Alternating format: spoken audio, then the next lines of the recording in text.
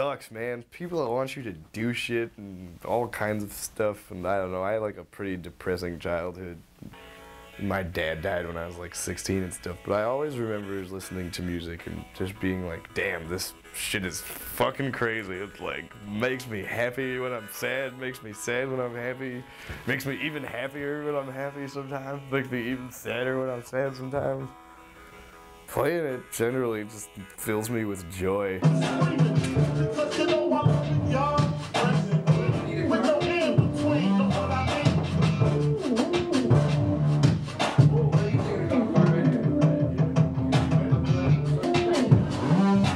Was like 8, I loved the Beatles, and they really made me want to be in a band so bad. I used to make little tissue box guitars and pretend I was in the Beatles. Music has always been around me before I can even remember. Like, my parents listened to music. They made us take piano lessons when we were younger. I feel like I can identify with music, like rock and roll, more because I can create it. That's one of the great things about Gung Ho too, is that we're not trying to sound like somebody. We're just playing Gung Ho, we're playing ourselves. It's a really crazy melting pot of music. So I would describe it, I guess, as a mixture of a lot of different things. A lot of rock and roll, a lot of punk, and a little bit of blues. My dad was like, we've got this one song that when you first hear it, it's like, oh, it's just about girls or beer or something. And I was like, wow, that's a really sad song. And then you know, like, oh, somebody actually like heard what the lyrics are. It's music that you can dance to, and it seems like everybody just starts jumping around when they start playing. Go for it.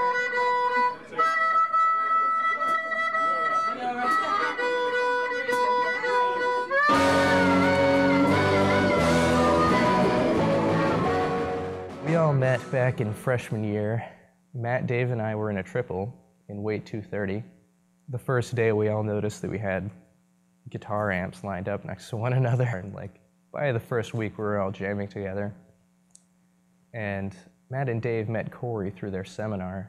And the class was Hard Times in the Big Easy. It was a freshman seminar right after Katrina happened. We went around the room describing why we're taking the class, and I had explained, like, you know, I really like the music from New Orleans. It's my favorite, and Matt had just spent a couple months there, and he was like, yeah, I agree.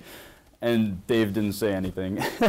And then we found Jake through partying, so we all just started playing music together in Wade Hall, and it evolved from there, but that's how it all began. Actually, the first day that I met Matt Awai, the first thing that he asked me was, do you like music? And I was like, yeah, I like music. Of course I like music. And so we went and sat down in the room, and he played me St. James Infirmary by Louis Armstrong. And that was the first song that we learned to play, St. James Infirmary. And I was still playing bass, and Jake was on the fiddle. But when we got it right, it sounded really good, so we knew we had something. Hanging out around this place really sucks if you're not fucking super rich. We had to like find a way to occupy ourselves.